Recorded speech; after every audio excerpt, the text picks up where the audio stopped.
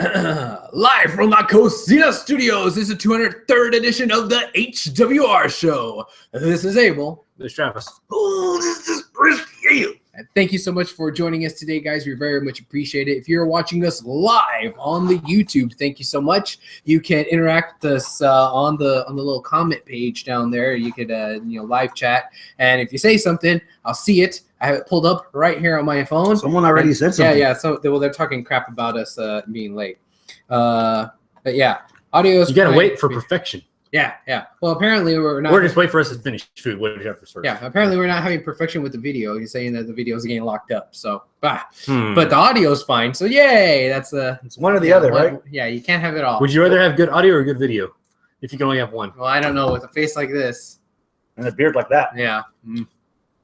But anyway, chat away. We see you saying stuff. We're going to integrate it into the show as best as we can. If you are not watching live and you're watching on delay at your own leisure. What the hell's your problem? Well, thank you for watching as well at that point in time. You can interact with us on Facebook, facebook.com/Houston Wrestling Radio, or on Twitter at H Wrestling Radio. And we also have one of them Instagram thingamabobbers too. So check that out, that newfangled contraption. So, yeah. Well, we got a lot of stuff. Oh God, we got a lot of stuff to cover. We have. Can we let them know why we took long tonight while I'm still eating? Why? Because we had to update the backdrop that we've been falling in love with. Well, us more than anybody else. Nobody said anything to us about this backdrop, so yeah. It's for our own amusement at this point. We're trying to make it look clean. No, so. Somebody told me that they liked it. I can't remember who. Okay, one person. We'll take it. Somebody said something, but I can't remember who. So why do we have the No Mercy poster back here behind you? The what? No Mercy. No. No Mercy. No Mercy. Well, because No Mercy is this weekend. This year's version, this year's iteration is this weekend. Okay. So yeah, we're going to be talking about that. We've got some news regarding the Royal Rumble over there. Oh, Royal Rumble. Mm-hmm. Yeah, big old poster of John Cena. Great. And we're starting with that guy in Lucha. Rey Mysterio? Yeah, Rey Mysterio. Mysterioso? Mm-hmm. Yeah? What's he got going on? We don't know. He's mysterious. Living the gimmick, brother. I'll see myself out. Thanks. He was a special guest ref for the main event of last week's episode of Lucha, which was Chavo Guerrero versus Dragon Azteca, with the winner getting the ultimate prize of probably getting their ass beat again by Pentagon Dark. Yes. Oh, goody. Yeah. What'd you guys think? It was okay. All right. Moving on. Yeah, it was fine. The Dragon Azteca dude, they're even portraying him through the commentators as being in this rookie, like green. Yeah. It's fine. You tend to pay attention on these type of matches more to the storyline than to the match itself. It's kind of where I'm at on this one, especially since it seems like Chavo hasn't been a focal point, right? And he's all of a sudden he's kind of thrust into this whole thing with Rey and whoever he's involved with. We have this guy who could work. Yeah. There's a history. Which you'd think they would bring that together, like Rey and Chavo, but yeah, they didn't. That's the part that stood out to me the most, was the commentary being persistent on Chavo's role as being the experienced asshole and Dragon Azteca wet behind the ears, but still he more heart than brains. Character-wise, it's a good contrast, and Rey kind of stuck in the middle. And the way it ended, basically. Well, I kind of, you know what? I don't mind it. I don't mind the ending, and if y'all didn't see it, there was shenanigans. Well, not really shenanigans. It was just, and the commentators were smart on it because they called out the obvious. Like Chavo was winning, like he was beating Dragon Azteca Jr. He was winning, and then his overconfidence and his attitude got the better of him, and he started talking smack to Rey, distracting him, and he actually he shoved him or pushed him around, and Rey was like, "Hey, I'm the ref. I'll DQ you," and he kept doing that. He's like, Chavo was like, "Fine, DQ me. I don't care." And then it escalated to something else, and then Rey actually he fired back at Chavo. Yeah, he gave him a punch or something. Yeah, and that's when Chavo got he lost by pinfall because what's his face. So it was storytelling wise, it's fun. match-wise, I mean, wasn't all that, but we've seen better this week, I think. No knock on those guys, but I mean, it's just hard competition. Going back to what you said last week, not every lucha is going to be a home run. Exactly. Yeah, but the story throughout the entire show was pretty good. Yeah. I mean, and the ending. Well, we'll talk about that. You said the winner of that match got to fight Pentagon Dark, right? He was in a match earlier, but that tied into another storyline, right? And it's all this is ECW levels of storytelling. You know? Yeah, the whole undercover cop gimmick thing that they got going on with Cortez Castro. You know? With Joey Ryan. I think this was last week. Joey Ryan, he blew his cover pretty much and told Dario, "Hey, I want to be on the winning side. Well, how can I trust you? Hey, that other dude, he's a cop too. Yeah." So that was good, and then that paid off this week when he said, "Hey, he's acting all friendly to him. You give him a hug and everything." He said, "All right, there you go." Now I do love the editing on that, where he says, "You have a match right now." And the way the storytelling was really good. You can hear Melissa Santos in the background. Yeah. And muffled. Yeah, you hear the music and lights and going off. And when he went out that side door, and then when the camera flipped, Stryker commented on it too. Well, I don't know. Yeah, he's coming out of Dario's office. I don't know what this means. I guess he's got a match. And beautifully done as far as he doesn't even seem like he knows he has a match. Yeah. And then out comes Pentagon Dark. Well, yeah. Well, I mean, before that, he was like, I wonder who his opponent's going to be. Oh, wow. He's unprepared, and he has Pentagon Dark. Wow. You know. And it tied into another storyline of Pentagon Dark always looking at Vampiro and Stryker saying, why does he keep looking at you? He's like, dog, I don't know, dog. I don't know why he's looking at me, dog. And they just kind of kept playing that off. Filthy animals. And then goes back to the other storyline Pentagon Dark's in towards the end, where Black Lotus, Pentagon Dark was the one that killed Lotus's dad. So here come the Lotus Ninjas. Yeah, but doesn't Lotus still, correct me if I'm wrong, doesn't Lotus still think that it was isn't she suspecting that it was Dario? Or did she is she still hoodwinked by that? Okay, I wasn't sure. Yeah. I thought maybe she had gotten turned around. Not yet. Okay. But now she's bringing the actual clan that we keep hearing about. Right. Well, we saw the end of another clan, the last member of the clan with the Sinestro de la Muerte. Yeah, that's another thing. Another death. Katrina, straight up, just snapping the neck. So. Yeah. So we did finally make it official. Some outside external person here watching. Ryan. You mean a listener? You yes, mean a viewer. Ryan did say that he did like the setup. Yeah, there you go. We do it for you, man. Yeah, well, more for us, but if you like it too, it's good. Yeah. Okay. So that's it for Lucha for this week. That was quick. You guys in here, they're not a sponsor. McDonald's is not a sponsor. That's why they're not on camera. Right. Oh, okay. But you just said it. I just said it. Damn it. All right. First impression when you saw the bracket for the Dusty Rhodes Tag Team Classic. Oh, that's nice. Wait, who's that? Wait, who are they? Who's this? What? Who's this guy? Oh, them. Okay. Meh. Really? Yeah. For the whole thing? Yeah, pretty much. I think last year's probably felt a little bit nicer. This year it's like Cruiserweight Classic guys mishmashed together for no reason. Okay, and that's it. Let me ask you this: is that because this is coming like right off the heels of the Cruiserweight Cup or the Cruiserweight Classic, and we just got done doing this, and now it seems like a repeat of the same thing almost? Possibly, because there's quite a few people from the Cruiserweight Classic on here. So you think there might be a little bit of tournament fatigue? Yeah. Possibly. That could be it. But at the same time, I mean, I want to like this. I want to say, yeah, it's awesome, and I don't want to say that, because you just did a tournament, I'm going to hate on the next tournament. But I think just looking at the brackets, I'm not excited because I don't recognize a lot of the names that are on there. Fair enough. And the ones I do recognize, it just seems like it's mismatches. Just let's just throw this team together. Well, look who won last year. That is true. The most surprising one for me was Ibushi. Hey, Tommy? Yeah. I like that team. That sounds like a badass team. That leaked like the day after we recorded last week. Yeah, but it's kind of confusing because I thought that Ibushi didn't want to work over here.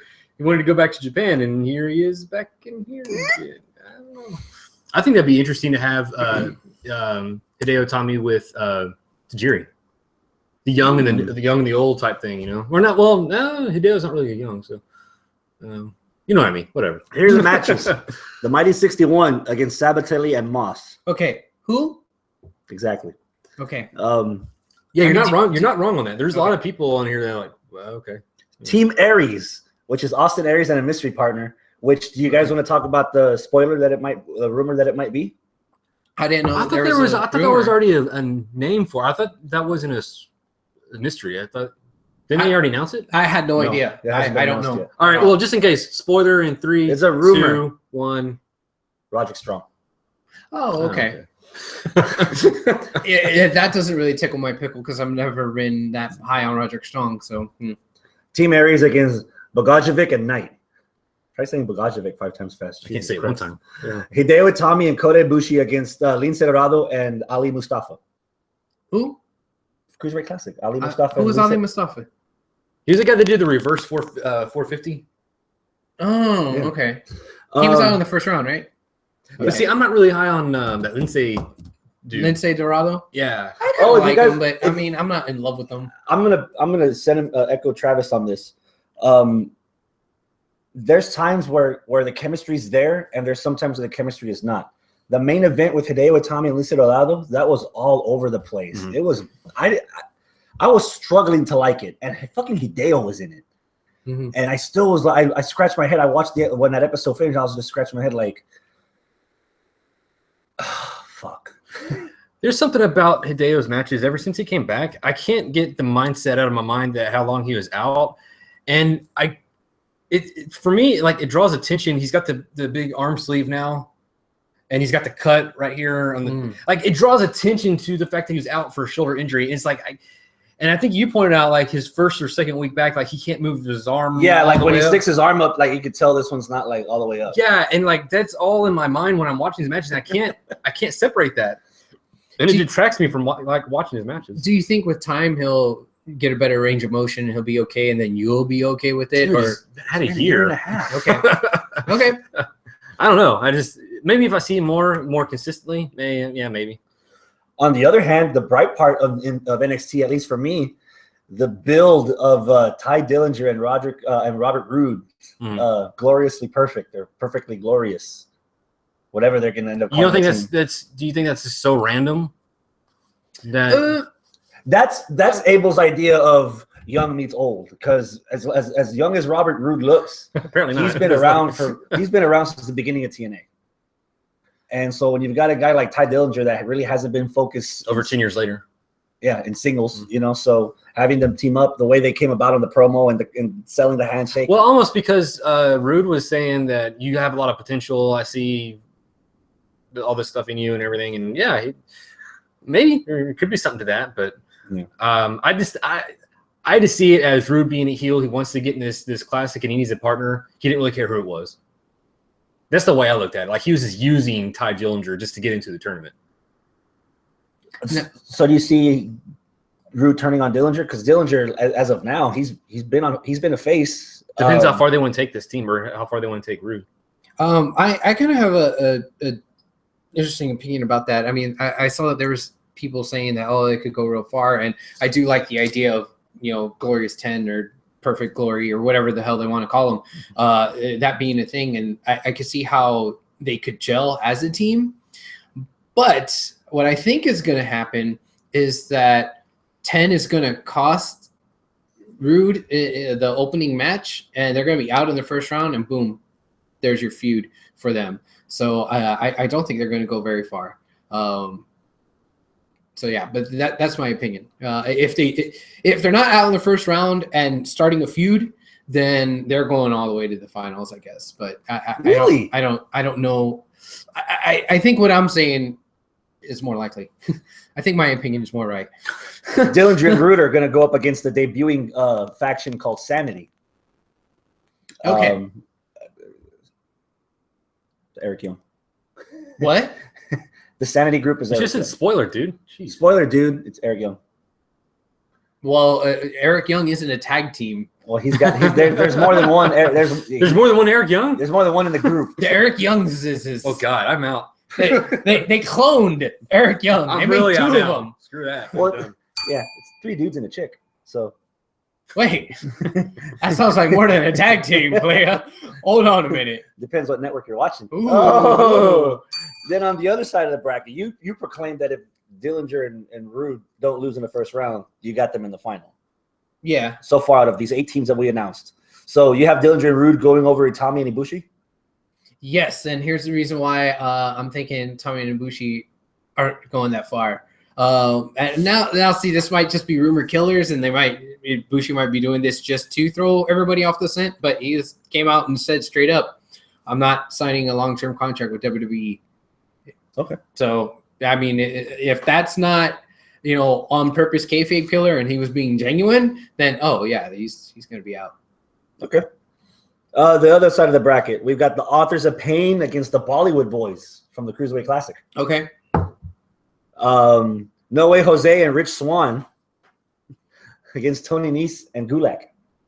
I like both of those teams, but I think, again, both of those teams were just shoving 2 dudes together. Swan and No Way Jose, okay, they kind of have the dancing gimmicks or whatever, and I like both of them, so I'm like, all right, cool. Nese and Gulak, they're both good wrestlers, both kind of hard-hitting guys. All right, that's cool, but it's like, hey, let's take these 2 similar dudes and these 2 similar dudes and make them a team, and I'm like, okay. The Revival against Cien Almas and Cedric Alexander. Who? Cien Almas and Cedric Alexander. Yeah. They had a match, was it last week? Or is it happening tonight as we speak? They're having a one-on-one match on NXT, Almas and Alexander.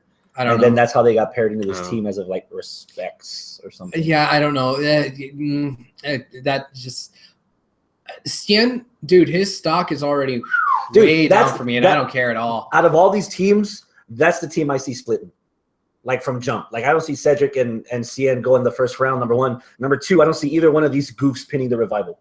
Mm-hmm. You can't have your tag team champions lose in the first round. Which is why I don't know why they're in there in the first place. Well, isn't that what happened last year? The tag team champs, whoever were the current tag team champs at the time, lost. Vaudevillains. They lost Vaudevillains. Yeah, but they were the champs, so they were lost in the second round or first round or something like that, and then it's like, oh, what the hell? You're the tag champs, but you have this tag tournament going, and they had nothing to do, and we bitched about that for like a couple of weeks. Mm-hmm.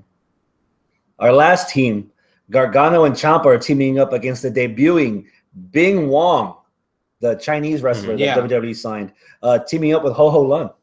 Okay. So that's your bracket for the bottom part. We'll take the 2 Chinese guys and put them together in a tag team. Brilliant. Who ever thought about that? Yeah. I don't know. And it's interesting that it's Gargano and Ciampa. I think Ciampa. You're still expecting a slow burn into an eventual split between the 2, right? With Ciampa going heel. Yeah. Well, this is weird that they're doing it again. Well, they're in this for that, but look at their opponents in the first round. That's just kind of weird.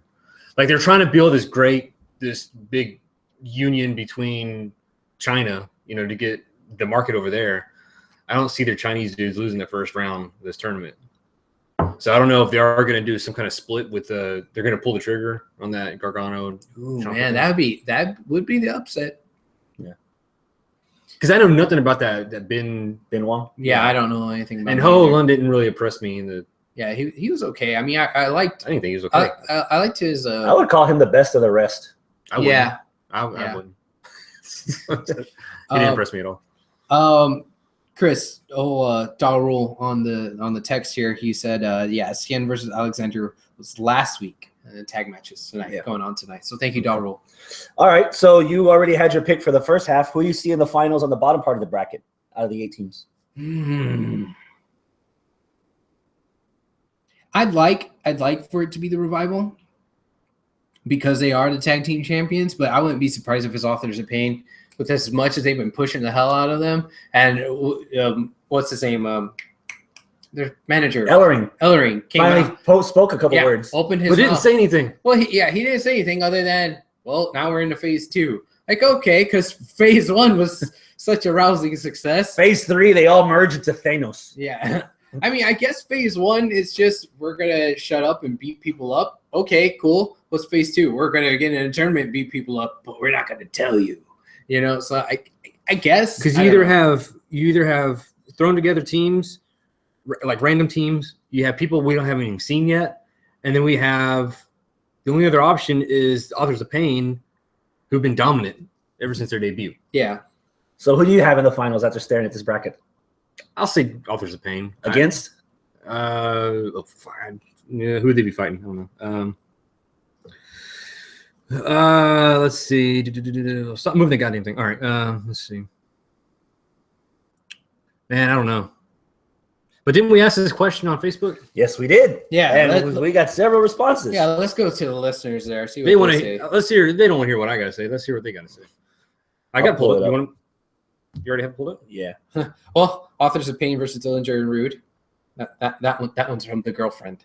So I kind of have to say that one. But well, while you're pulling that up, I got it right here. Oh, okay, go for it. Go for it, Travis. All right. So we have Brad Francis. He says, "Hey, haven't heard from him in a while." Nice and Gulak all he says is must watch TV. So I guess he's pulling for them to go out on top on that. DJs. I don't know if I'm pronouncing this right. Sustainita. Yeah. Call him the situation. DIY. Who's DIY? Ciampa Gargano. Oh, that's right. Yeah, they're referring to themselves as DIY now. That's right, because the T-shirt. That's the only thing I've heard. It's the only place I've heard that reference at. Okay. You gotta do it yourself. Yeah. Yeah. Do it. Yeah. DIY and hopefully Dillinger and Rude. He's got Dillinger Rude going in there. Yeah. Robert Medlin. He's got. I'd like to see Tommy Ibushi versus the Revival.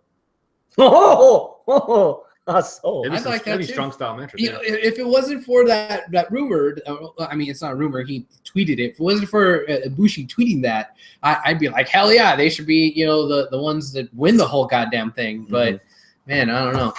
All right, Jeremy Clinton. He says Authors of Pain versus Tommy and Ibushi in the finals. Hey, what's up, Jeremy? Aaron Garcia. Oh, that guy. He's knee deep in horrors right now, right? Probably. Ibushi and Itami versus Authors of Pain. Brandon Rumshire, he says Revival and Rude and Dillinger. All right, there we go. And that's pretty much it. Bacon, she says Glorious 10 going up against a debuting team. She says she wasn't sure about that. The debuting team would be Sanity. Yeah. Right. So, but they're in the same bracket. But it seems like the majority of people are saying Authors of Pain and Tommy Ibushi. Yeah. Yeah. Or Glorious 10 was mentioned in there a lot too. Authors of Pain dominated that bottom part of the bracket, though. Yeah.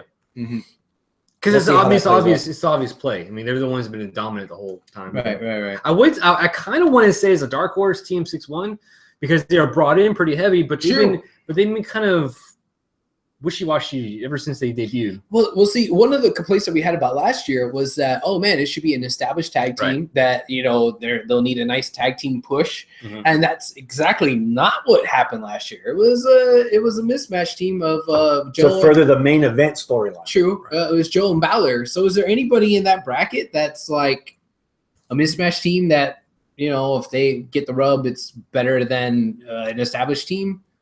Or even a team that could be established? Wasn't Finn Balor the champion at the time? Yeah. Yeah. So that's why. I mean, I guess. Yeah. So, yeah. I don't see them. Maybe for this one, they'll go with a team that's either currently established or making a new team out of those mismatches to establish. If you want to throw kayfabe into it, the Mighty 61s is established. Authors of Pain is established. Overseas, Bollywood Boys is established.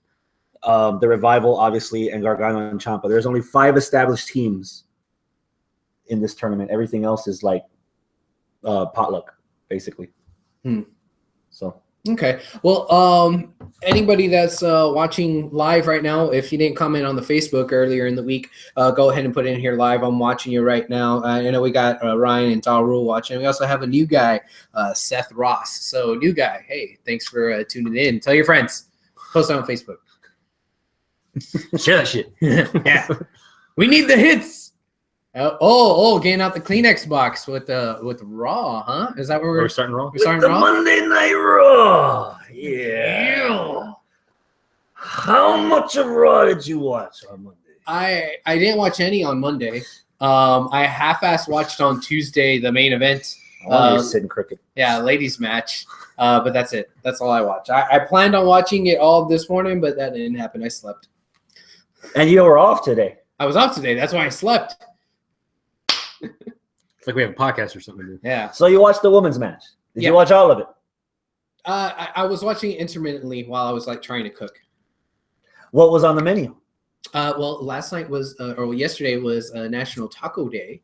I saw that. So yes, healthy boy over I here. made a taco salad because because you're dying. Right, because I'm dying. Sugar's the enemy, carbs are the enemy apparently. So salad instead of tortillas. Yeah. Yeah. What'd you think of the women's match? First women's main event since Trish Lita in 2003. It was nice. After that, 4. Well, it was 12 years. What are we now? 2016. 16 minus 12 is what? 4. Yeah, there you go. I said, I was right. Yeah, math, bitch. Banker had to get it right. Yeah. Not necessarily. I need to calculate. I enjoyed it. I really liked it. Match of the weekend, it for me, quite possibly my pick. If you want to compare it to Trish Lita back in the day, one comparison is there were women. One of the they had boobs. Yeah. One thing that made that match back then live in infamy was the botch high spot of Lita landing on her neck, doing that little moonsault. Here, I think in this match, there's going to be a almost botch spot that's going to live in infamy, which was the corkscrew moonsault that Sasha almost didn't catch Charlotte on. And I know WWE put it on their website. Oh man, check out this badass move. It's so awesome. And God, it looked pretty when she was in the air. But when the camera got Sasha in the frame, it was ugly as shit because kayfabe totally went out the window. Oh, let me catch you. Oh, oops. And like that, yeah, it was disgustingly ugly.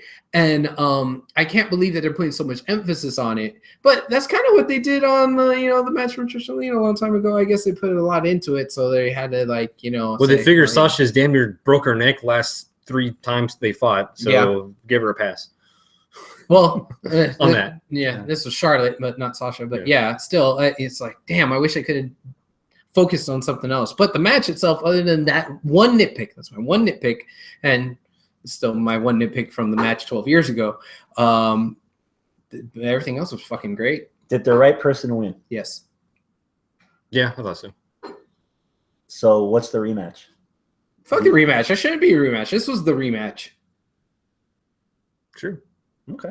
And I've been saying for weeks now, I'm tired of seeing this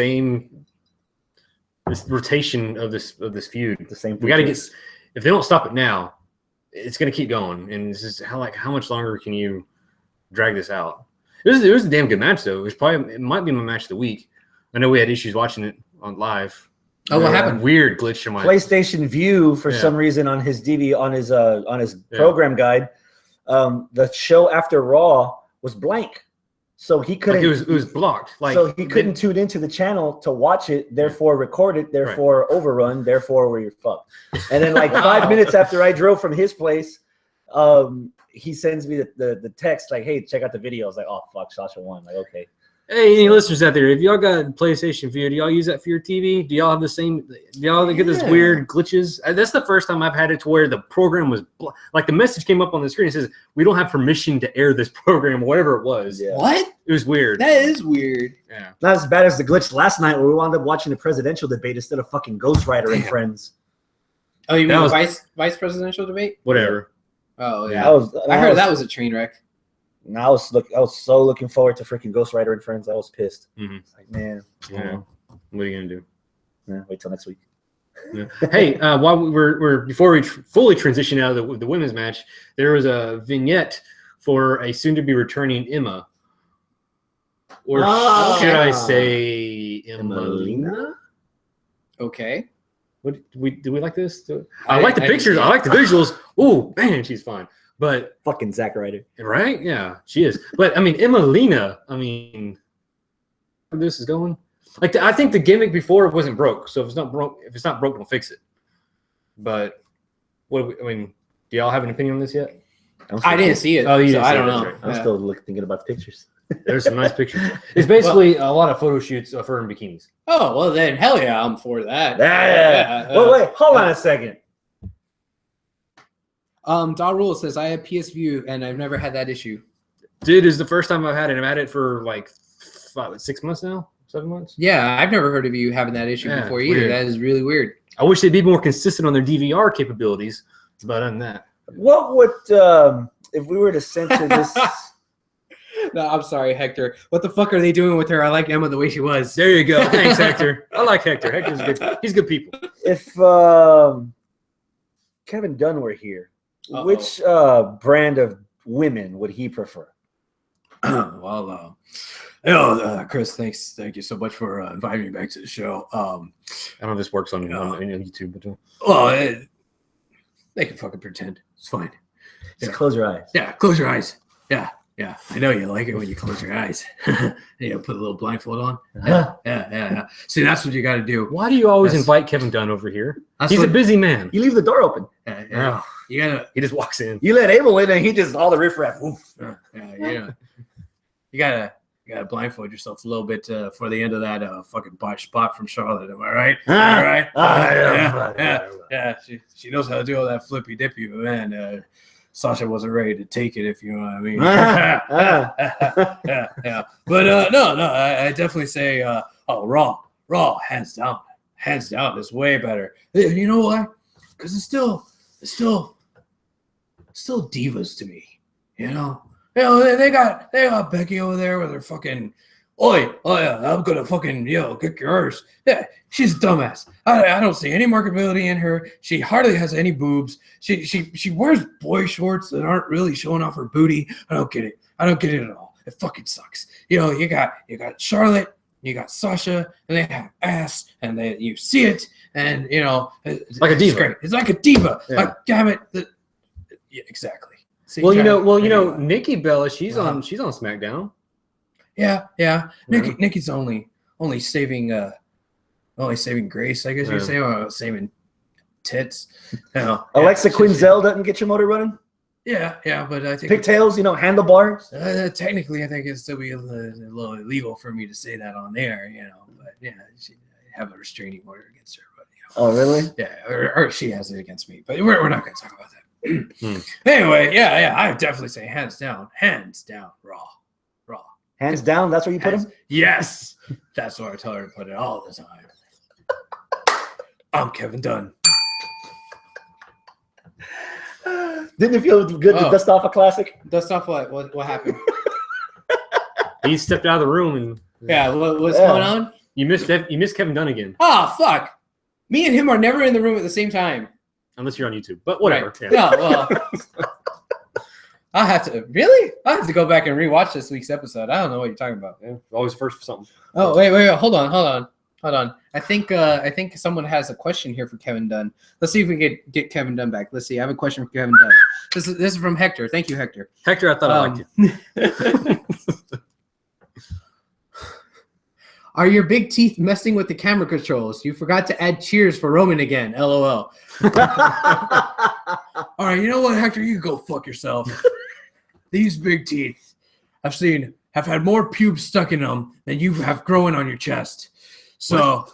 Yeah, you heard me. That's right. And Roman, that's all natural. Din booze. I mean, cheers. Shut up. Yeah, shut up. You're gonna like him. You're gonna like Roman, whether you like it or not, which you should. I'm Kevin Dunn. You see, the reason why we brought Kevin Dunn over here is to transition to our next segment. What's that? Abel jumping the shark. Wait, what did I do? You missed an awesome segment. With the New Day and Kevin Owens and Chris Jericho, or Chris Jericho and Kevin Owens, depending on who you ask. Well, Abel, when's the last time you ever jumped over anything? It's been a while. Yeah. I don't know if I've jumped and fallen, jumped off the back of a truck, or probably this past week. Yeah, a couple of times. Yeah. Explain, Travis, what's going on while I pull up this clip. Oh, you're gonna play the clip? Oh yeah. Oh yeah, copyright infringement over here. How did it start? Did it start off with Jericho and Owens coming out first? Mm-hmm. All right, and Jericho adding to his list, as he does, The List of Jericho. Mhm. Oh God. Ink it in, man. Did he say that? Yeah. Yes. And all went uphill from there. It went uphill. Yeah. Okay. He's secretly writing lyrics for the next Fozzy album, just so you know. Mm-hmm. What happened before? Was it just them two before New Day came out? Mm-hmm. Because how did they transition? Oh, that's right. Because Jericho was trying to talk Owens into having a tag team title too.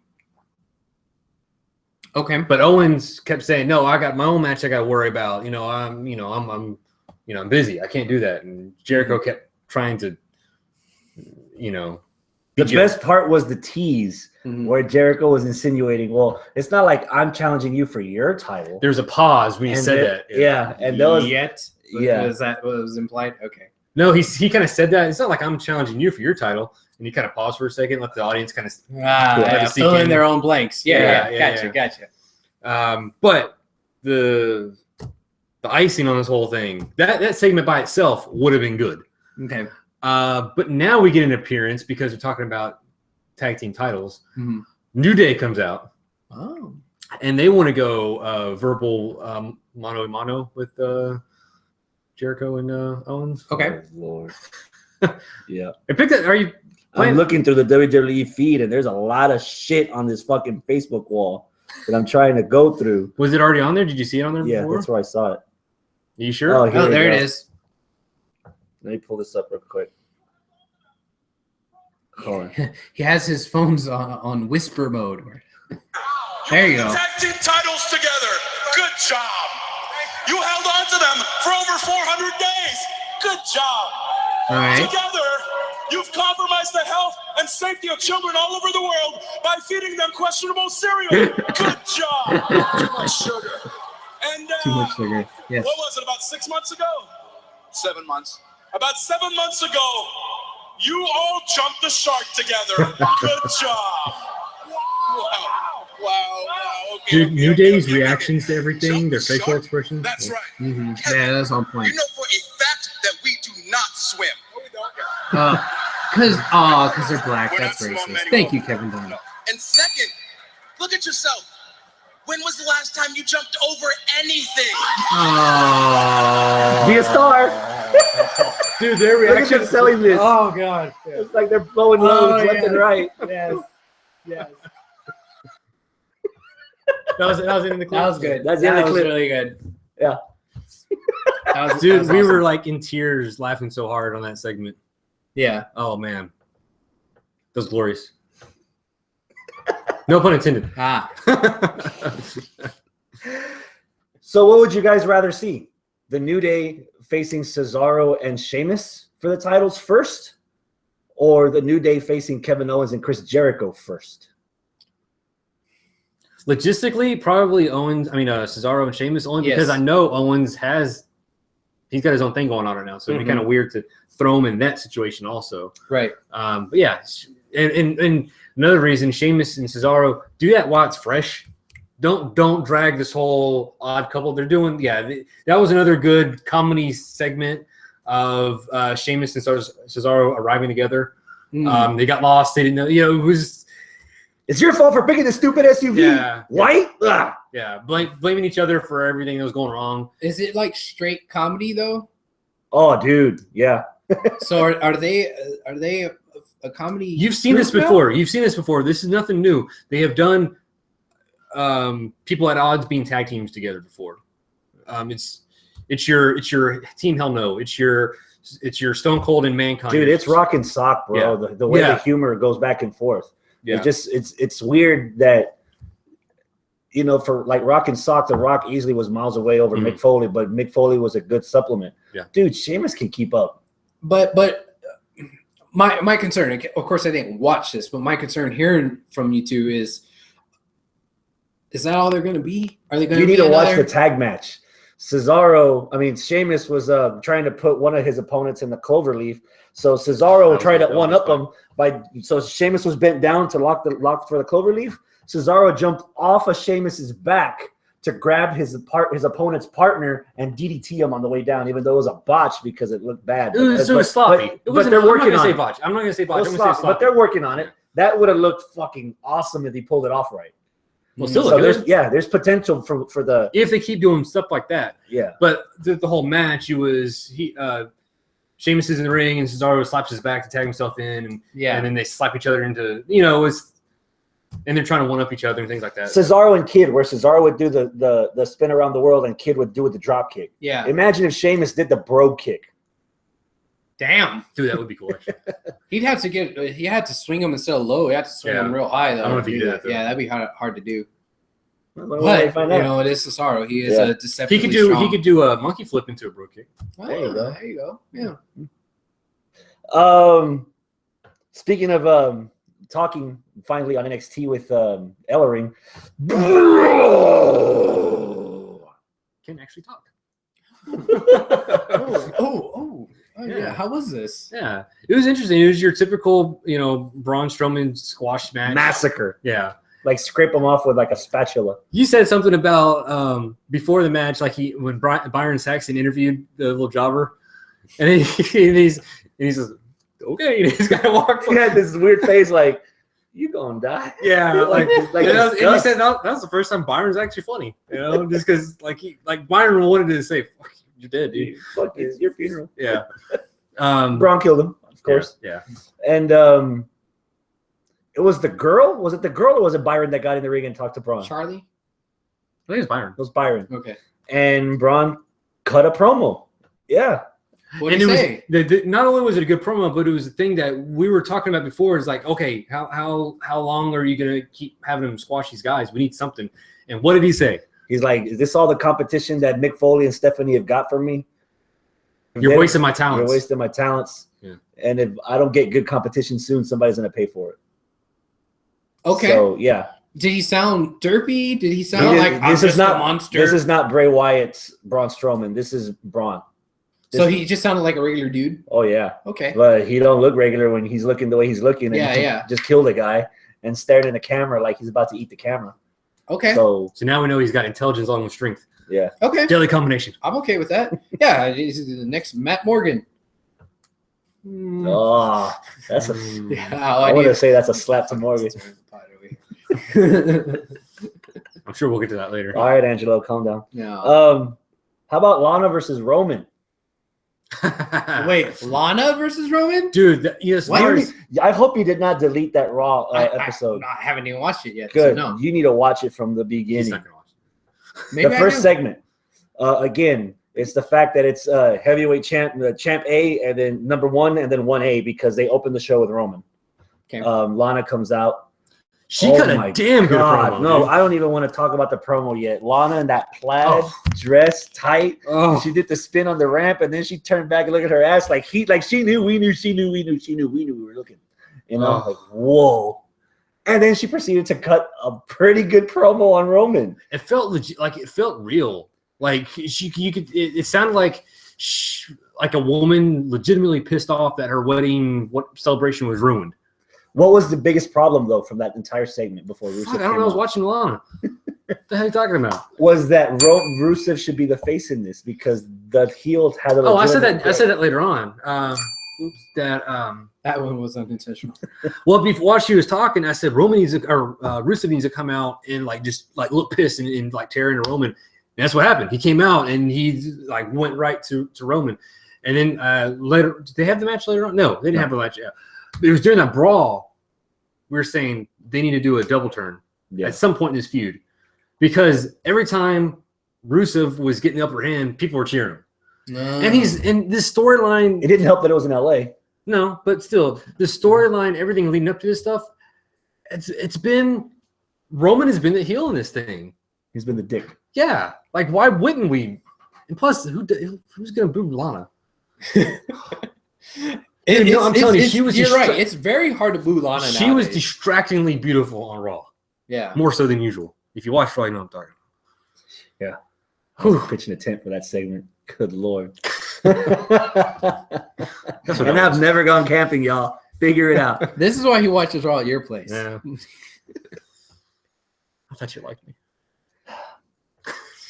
So it's been official. Roman versus Rusev inside Hell in a Cell for the title.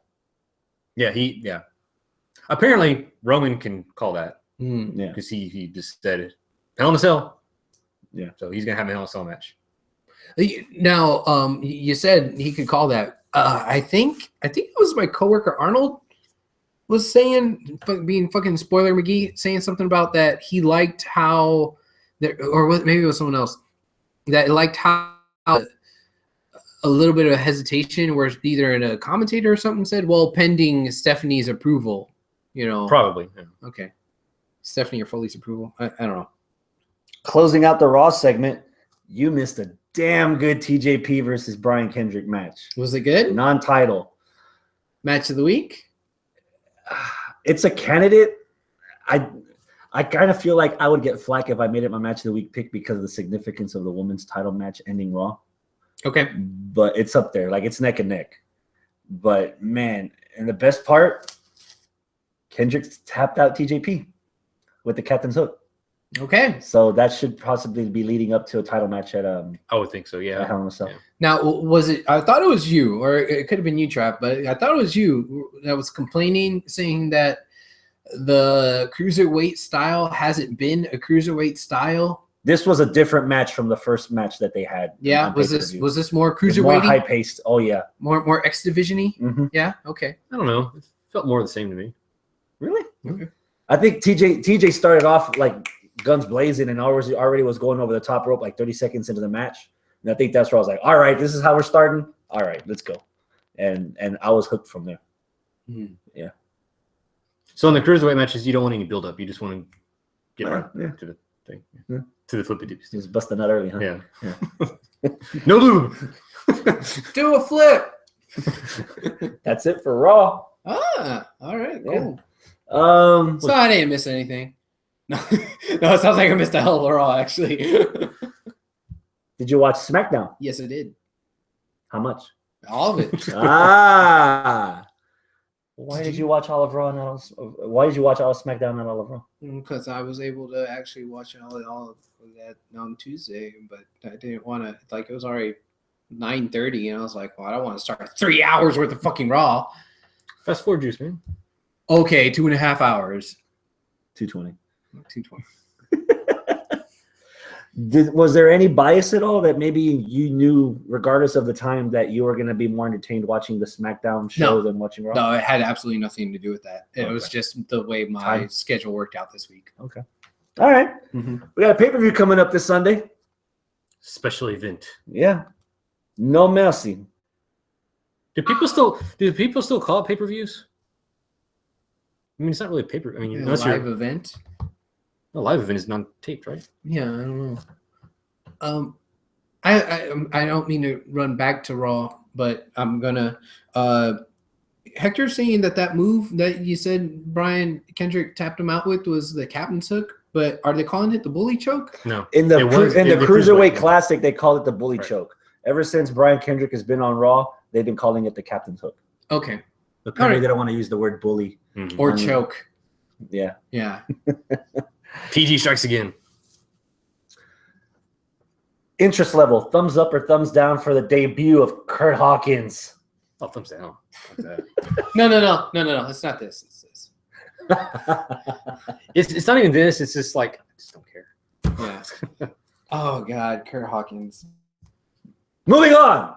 Yeah. Did you like Baron Corbin against Jack Swagger on SmackDown?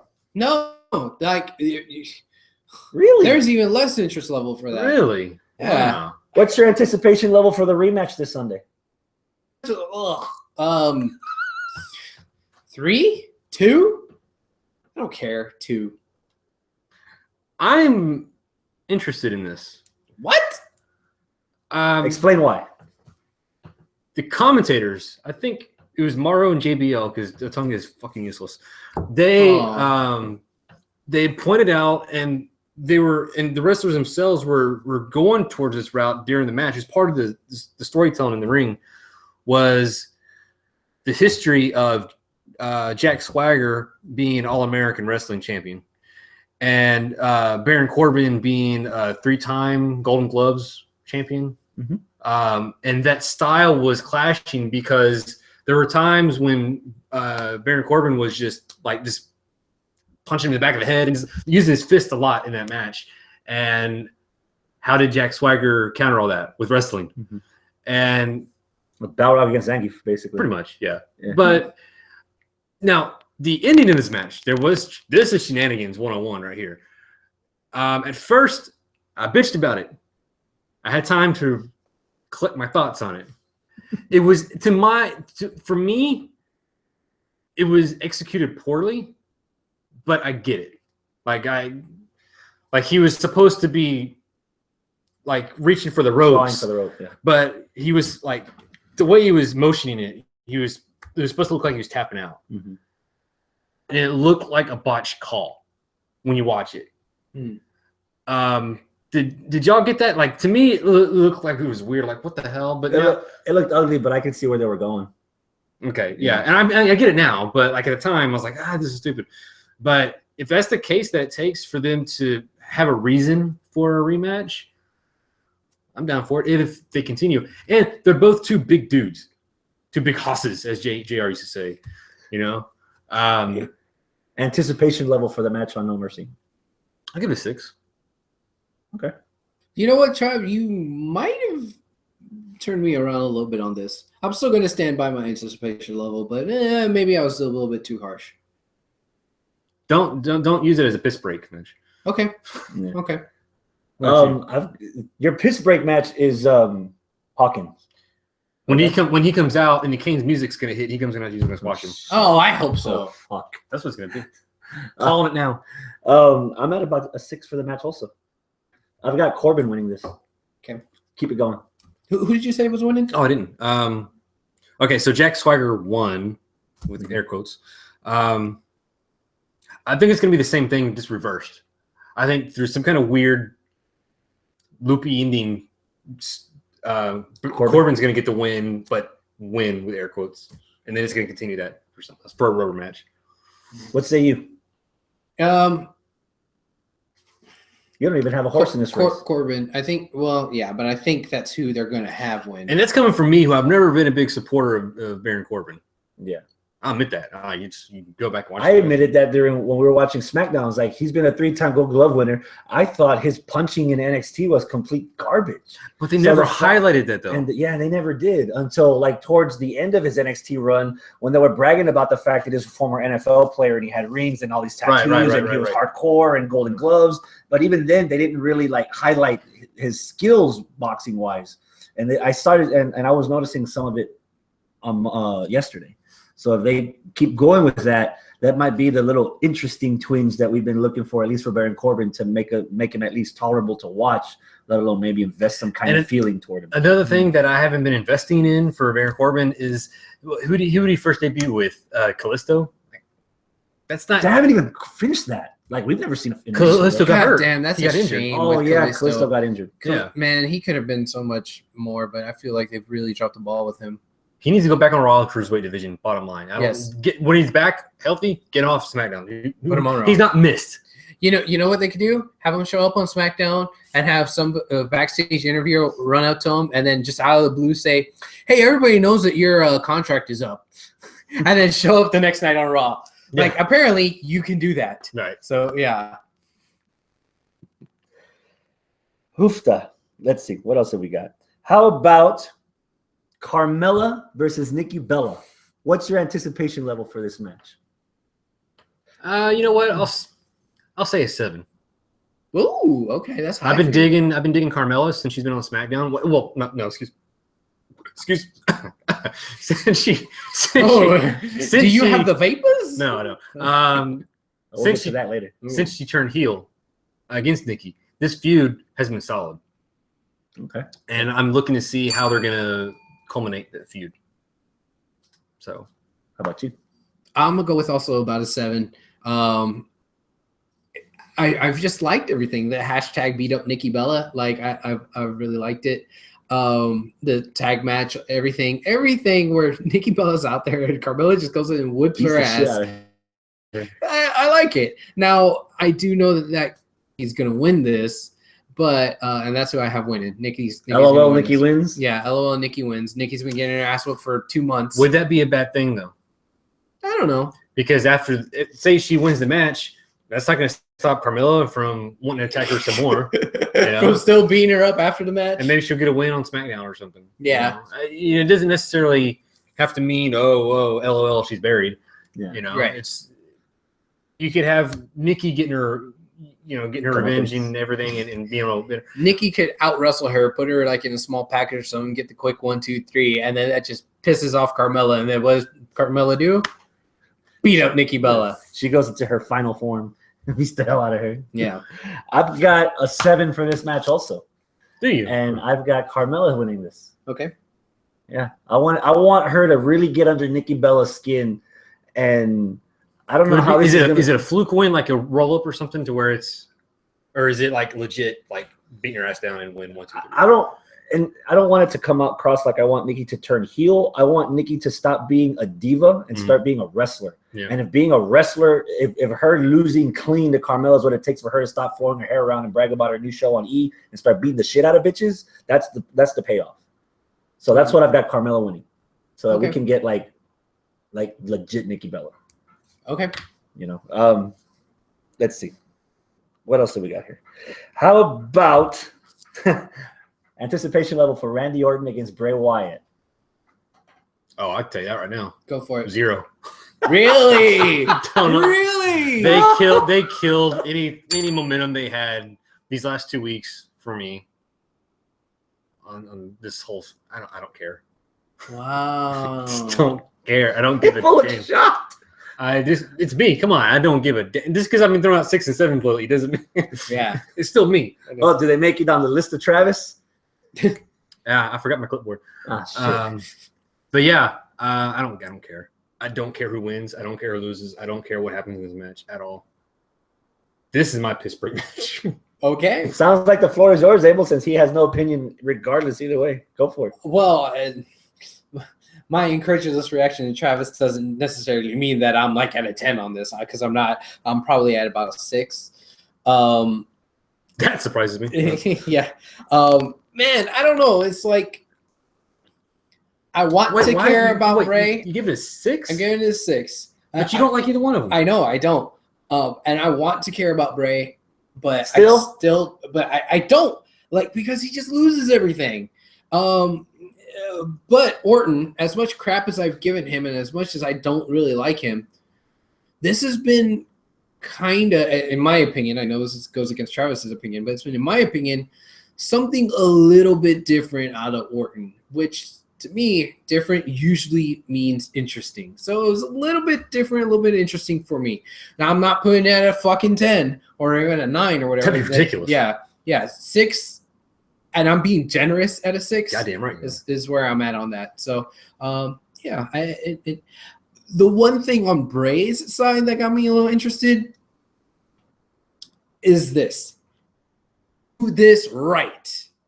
That's the big thing. If they do this right, I'm very interested to see what comes out of the little one-liner that Bray threw when he was in the storage locker of, "Oh, hi, Sister Abigail."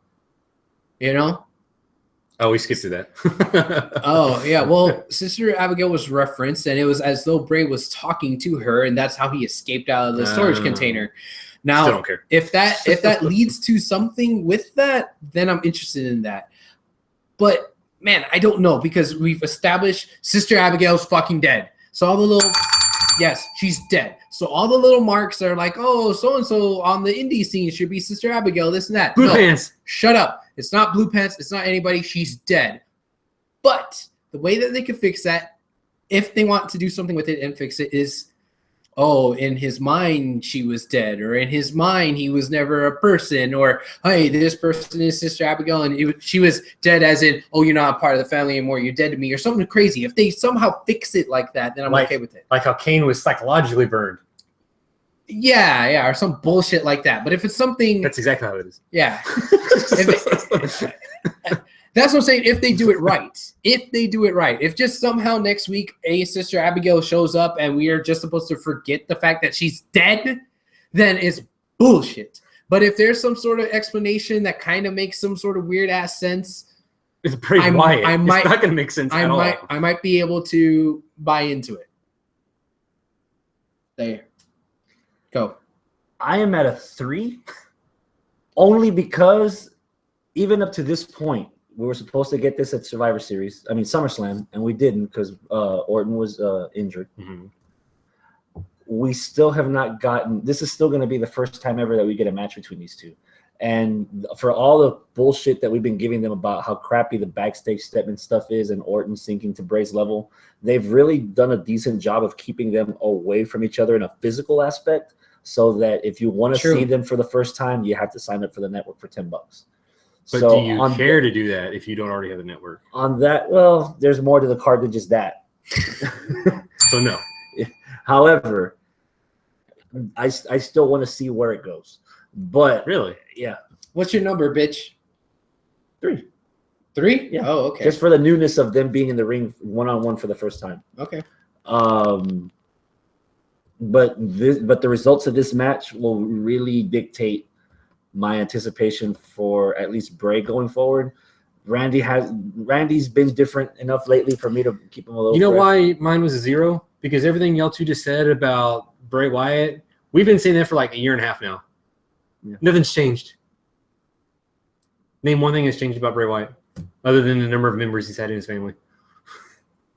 You're right. And his hair. No, you're right. The only rebuttal I'll give that is that, for the most part, you're allowed to have a fresh start with this brand split. So this is the last-ditch effort for Bray Wyatt for them to make me give a shit about what this guy's doing. If they can't do it with him having more time and attention on with this brand split, if they can't even do that right, then fuck it. He's wasting space. But if this brand split where they can focus more and take a couple more liberties, whether it's sometimes we don't like them, but if they still put more of an effort on him because there's the resources to do it and they can do something with him, then this is like the last ditch. Like, he's on the hook. Again, if they do it right, which so you is got Bray winning. Big fucking if. If you want it done right, Bray's winning. If I was to throw a prediction out on this, I'd say Bray. Yeah, okay, I agree. Yeah, that means Randy Orton's winning. Yeah. All right. Talk about the promo between The Miz, Dolph Ziggler, and the Spirit Squad. Oh, Jesus Christ!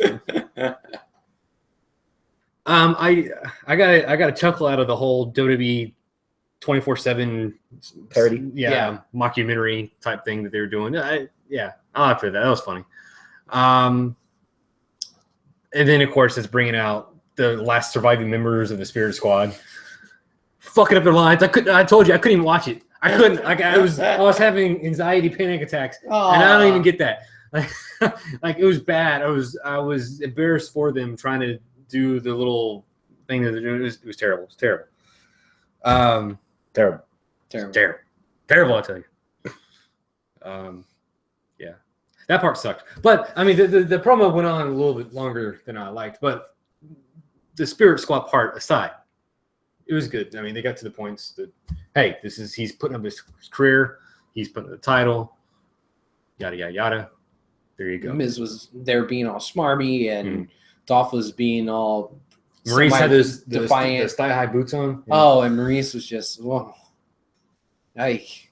What's your anticipation level for this match? Title versus career, Miz versus Ziggler. Anticipation for how it's all gonna, the whole kit and caboodle type thing. You know what? I'm gonna say 7. The last 2 weeks, they've done a really good job of selling it. Like Ziggler's probably put on the best promos that I could think in a long while. Miz has just been on fire ever since SmackDown, really. Like the brand split. Even before that, he's been doing good. Like I haven't had any issues. I think we said that a year ago. Like it really helped when he brought in Maurice. I think that helped a lot of things. It's kind of like complete that whole package. Yeah. Of his character and everything. So I'm looking forward to it. 7. I'll give it a 7. And I got, you know what? I got Miz winning. Ooh, I got an 8, and I got the Miz winning. He means 18. It's the Miz. No, I'm pretty sure that we're gonna see Dolph go away. And of course, I mean, I guess that's because of news sites with a Z news sites, before this whole thing even became an angle, saying that, hey, Dolph's contract is coming up, he may not renew, blah blah blah, this and that. Now that might be me putting too much stock into bullshit dirt sheets, but I can believe it, So I don't know. Go up to Ziggler and say, "What have you done for me lately?" What's the one spotlight from his career? Winning the title at day after WrestleMania. Mm-hmm. Yeah, fair enough. Mm-hmm. That's it. That's by default. Mm-hmm. Like he hasn't had like a spectacular career. He's had a steady career. He's had that. He's a guy who was always at the cusp, but never broke through the glass ceiling. Right. He was always knocking on the door of the glass ceiling and never busted all the way through. That's who he is. Mm-hmm. And I haven't heard those rumors that you're talking about, but the one thing I've heard is WWE is interested in transitioning him to the back office, like producer type stuff and road agents like Jamie Noble. Okay. Yeah. Well, they need to replace somebody has to replace Jamie Noble after the attack he had. Oh yeah, dude got stabbed. Yeah, a lot of stabbings going on, right? Yeah, stabby, choppy, choppy, jabbity. Yeah. Yeah, Jamie Noble at the old trailer park. I don't know if Heath Slater knows anything, if they're in the same neighborhood. It was one of his kids. Yeah, right. Probably there's discussed so many of them. But there's that, and then just a few days ago, first it was reported that Del Rio he no-showed AAA event, but then it turned out there was some other shenanigans. Yeah. He was attacked in San Antonio before he flew out. Yeah. Knife attack. Whew. So Jamie Noble was stabbed in a trailer park, and Alberto Del Rio was stabbed in San Antonio. Makes sense. Yeah. Both make sense. He Del Rio had it coming. Aww. Is Paige's ex-boyfriend. Is that already done? Are they exes? I don't even know. No, I don't know. I'm at a 7 for this match too, and I also have The Miz winning. Like, how many times does these career versus title matches end up with the title changing hands? I want to see something different. And how much bragging rights is Miz gonna have on SmackDown? That's gonna be even more of a rub for whoever it is that ends up taking the Miz out for the title. And I think it might even put more spotlight on the IC title too. Yeah, like he's willing to put that IC title up against someone's career. That's how important that title is. Mm-hmm. Yeah. So, no, you had it backwards. That somebody would put up the career because they want the title. Yeah, that's what I mean. Speaking of titles, hey, we had this conversation a couple weeks ago. I was like, yeah, you never thought AJ Styles WWE champion, right? Mm-hmm. This might be an afterthought, but did you ever think in 2016 that Rhino would have a title on WWE television? No, sir, I did not think that. And nobody's talking about that because it's such an afterthought of Heath Slater's. Yeah. So we've got Heath Slater and Rhino defending the tag belts against the Usos. On his Titantron now. It says, I got kids on this Titantron. And his shirt. Yes. Anticipation level for Heath Slater and Rhino defending the titles against the Usos. Against the Usos.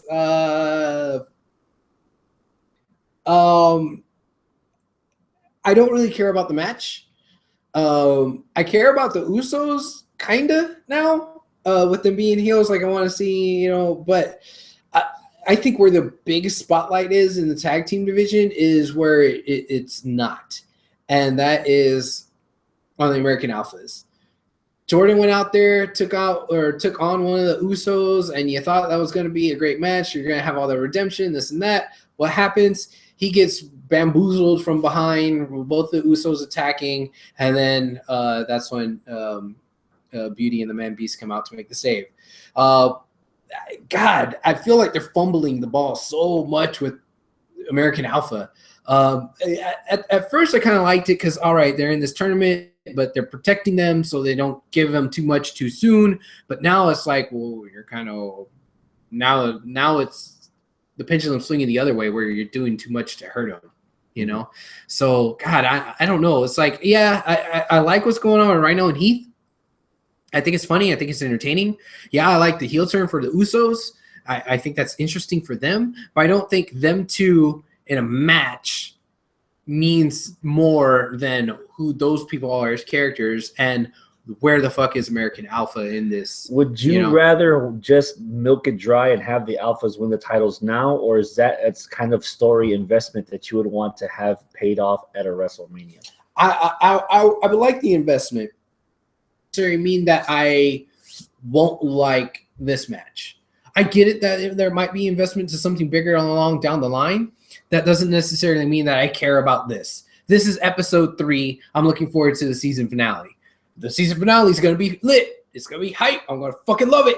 But I don't care about episode 3. He said lit. I did say lit. So, shit. Abel's going all urban on us because you don't go heel, you go urban. Yeah. What was the comment on SmackDown? The commentary? Yeah. Hold on. There you go. Grandmaster B over here. What's your anticipation level for the Rhino and the Heath Slater against the Usos? Grandmaster Beta.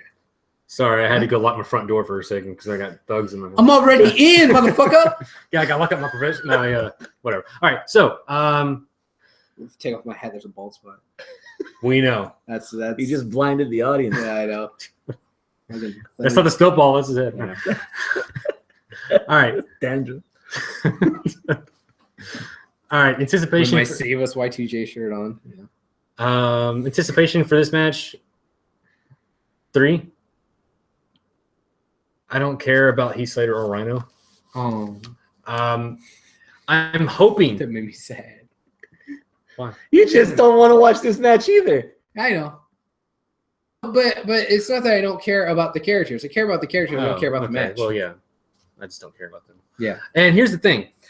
Like, I was getting frustrated watching SmackDown because it seems to me like the focus has, like, putting the titles on Slater and Rhino, that just, it felt like you purposely moved the titles away from the main event scene of the tag team division.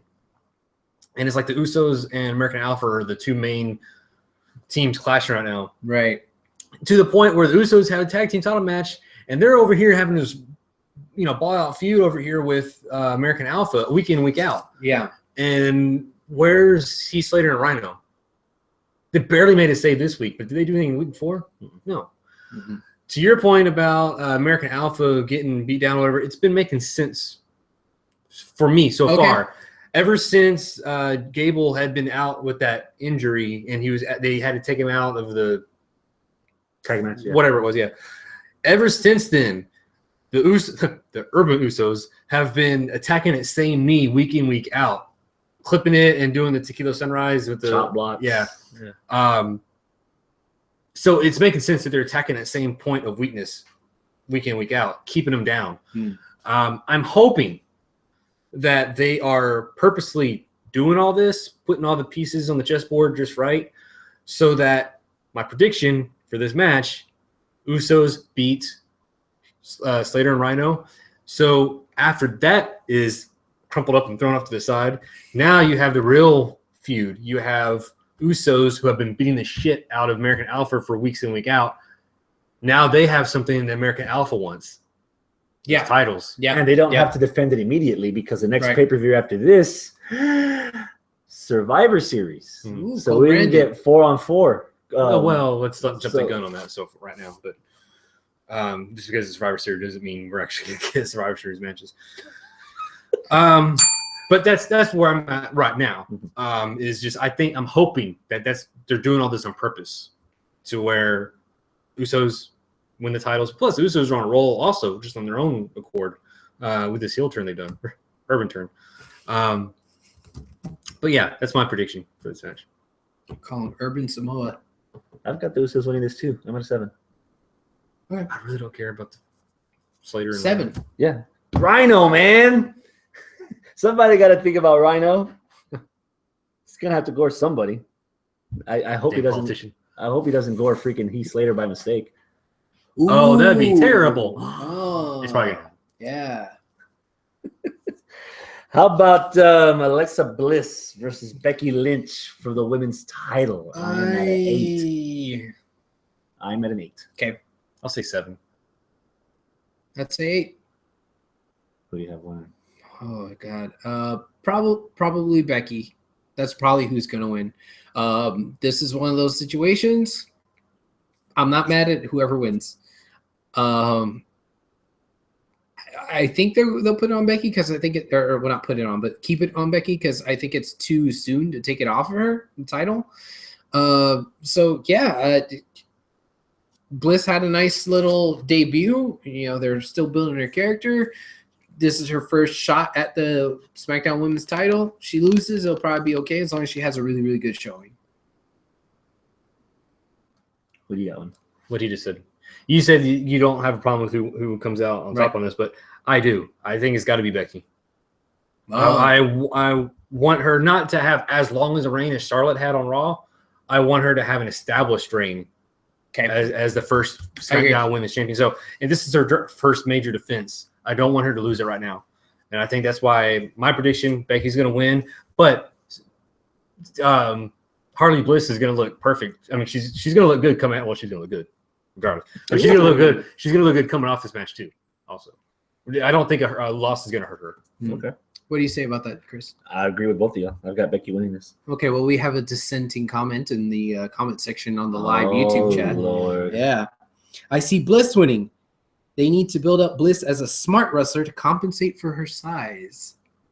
That was Hector. Oh, we got that on Raw already. You watch Bailey.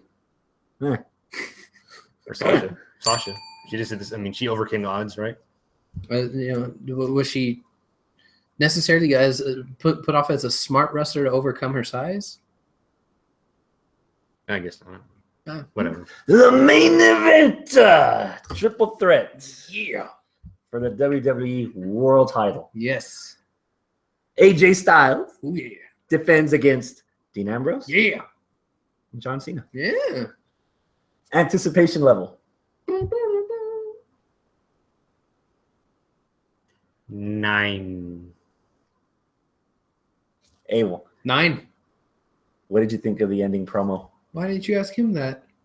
Because I asked him first for the anticipation level. So I'm asking you first. What did you think of the ending promo for SmackDown since you saw it all? I fucking loved it. Oh, you're thinking he fell asleep. No. I fucking loved it. It was great. The amount of piss and vinegar that was in John Cena on last week's Talking Smack, I felt was transferred to AJ Styles and Dean Ambrose. And I like how both of them interrupted Cena. And I was kidding. And AJ went off, but Dean went off. Like, oh shit, I really liked what they both had to say. And then with Cena, it's like, well, talk is cheap, fuck it, I'm just beat you both up. So yeah, I really liked it. But what's your anticipation level, bitch? I'm at a 9. Okay. Yeah. The hell you say? I'm saying, I have to say, because Cena's looking at me with that face, like he's gonna kick my ass if I don't give it anything over less than a 9. Yeah. So 9. Yeah. So I have AJ retaining this. Me too. Only because usually heel champions, when they have a disadvantage, they usually find a way to come out on top. Yeah. I've got AJ winning this. And plus, oh god, how much that's going to make AJ even more cocky. Oh yeah. Yeah, I'm digging that promo at the end of SmackDown. We were talking about it when it was over, and I said that's how you're supposed to end your go-home show before a pay-per-view. And we have not had that in a long time. Yeah, and especially since everybody wound up standing tall at the end of the night. Yeah, everybody's music. We heard everybody's music at the end of the night. So I can't just very easily reverse momentum. Yeah, I can't easily do that. LOL Cena wins. Yeah. So I think I agree with you, Trav. I think AJ is going to come out retaining. But I think the most interesting outcome would be if Dean wins. I don't know if that'd be more interesting. I think maybe Cena with the tying of the 16-time champ. The interesting finish would be if either Cena or Ambrose pin each other and AJ's completely left out. Because they've done such a good job. That's how it would happen if AJ pinning Cena clean at SummerSlam, AJ somehow pinning Dean at Night of Champions, and for him to get pinned clean by either one of them, it would be hard. regardless of rematch clause, it'd be hard to justify AJ being as credible in a rematch. Have AJ lose the belt without being pinned, that keeps everybody strong. Yeah. So. Okay. Let's go one by one through these scenarios here. Would you be mad if Cena won the title? If he pinned Dean, no. Okay. Would you be mad if Dean won the title? Probably. If he beat either one of them, I wouldn't mind. If Dean is to win the championship again, for my personal taste, they're gonna have to not rebrand him, but they're gonna have to do something to his character. If they maybe keep up this intensity that he's had, this little this attitude he's had lately, like he gives a shit. Do you think it'll hurt his attitude if he loses this match? No, that'll be more the fuel for the fire, I think. Would you turn Dean? Yeah, because look at all you have Dean, Cena, and Orton as your main faces on Raw. I mean on SmackDown. AJ and Bray by default because he's not anywhere near the title picture. So AJ's the only heel in the main event picture right now. So if you have, but he's mid card. He has the Intercontinental title. So would you turn Dean? Yeah, I would. I've been saying that for a few weeks now. Like I was saying that in the first pay-per-view when he was fighting Ziggler. They had the perfect opportunity to do some kind of switch on that, but they didn't. Well, I guess I would have to say my official prediction would be AJ winning. But, man, if Dean won it, I think that'd be enough of a wrinkle where – and if Dean pins Cena, I think that'd be – to me, that'd be very interesting as, whoa, shit. I wasn't expecting that. Obvious answer because I'm sure some of our listeners are going to ask us this. Cena ties Ric Flair. Hypothetically. Is he in the same level as Ric Flair? It's almost not fair to ask that question. I'm asking. Why? Ric Flair's career spanned how many decades? And look at the transition of the industry since it's changed. Now, wrestling technique, probably not so much. Can they both put on entertaining matches? Yes. We've seen Cena do it. What they do outside the ring and their work ethics, yes, he is, I think. So you gotta look at the whole picture. You just can't say, is he in the same picture as a wrestler? Because it's almost not fair. You know. How exactly did you word that question, Chris? Like who? If Cena ties Ric Flair, is he as good as Ric Flair? Is he better than Ric Flair as a overall? The reason I ask, like you said, it's hard to gauge that. I would say no on one because of one sharp aspect that I'm surprised neither one of y'all have come up with yet. In the entire time you just asked us a question like 30 seconds ago. Ric Flair, in his position, going to all these territories, he put over everyone that he worked with. We've had this conversation several times about, oh man, Cena buried XYZ, ABCDEF. Like who has gotten the rub off of Cena besides literally AJ recently? And even then, that's loose because AJ, we've known him. He still got the rub though. That's not the fault of Cena though. And D-Bry got the rub off of Cena as well. Punk? Maybe Punk, yeah. It's not like you're talking booking semantics over here. This is, who wins, who loses. That's not his fault. He's in the main event scene, so they're going to put him over. The reason why I asked you how you asked the question is because, funnily enough, Arnold and I at work, we were driving around, whatever. We brought up the question of, okay, if we were to do like the NBA does, a top 50 wrestlers of all time, except of course make it, or top 50 basketball players, but make it smaller because wrestlers, made like a top 25, who would be in your top 10, who would be in your 25, et cetera, et cetera. And we were like, as much as we hate to admit it, your top tier, and we're not putting these guys in order, but in that top tier, like 1 through 5, you're going to have Hogan, Stone Cold, Cena, Flair, and then like maybe some other people we were trying to decide who. But yeah, Cena's in that conversation. As much as like we in the moment, fucking marks who have hated Cena for 15 years. We've hated Cena for 15 goddamn years. He's the face of WWE. Like for that time frame. He's an era. Yes. When you had in the 80s, you have Hogan. You had Warrior. Macho. Not even to the extent I'm getting at. Okay. I'm getting at Hogan, Warrior, are your two biggest ones, Stone Cold, Rock. Cena. There's your top 5. Boom. So you wouldn't count that decade in the middle with Triple H, Mankind, Undertaker? As mainstream pop culture Americana, that's my 5. There you go. Cena's in there. Cena is all those guys you're mentioning. Those are pop culture Americana. I would actually switch out Warrior with Macho. I would. If you're going pop culture route, because dude, snapping a Slim Jim. It's a toss-up. I mean, between Warrior and Macho. Yeah. But either way you go. Make a point though. Yeah. You gotta look at it. You can't look at it from a wrestling point of view. Wrestling fans' point of view. Mm-hmm. You gotta look at it like who does mom know? Seriously. When you ask somebody who doesn't like wrestling, hey, do you watch wrestling? Who are they gonna say? Oh, that thing with Cena. Oh, that thing with Hogan. Oh, that thing with Stone Cold. Yeah. Oh, that's what The Rock used to do before he was a movie star, right? Yeah. Yeah, that's it. All right. Now, Hector was going fucking buck wild on the live chat here with all kinds of stuff, and act your age. Lit and buck wild should not be in your vocabulary. Buck wild is something I've been saying for fucking ever. That's not something the kids say now. That's none of my business. That's not even something that's new. Anyway, all right. Listen, let's kind of backtrack here a little bit.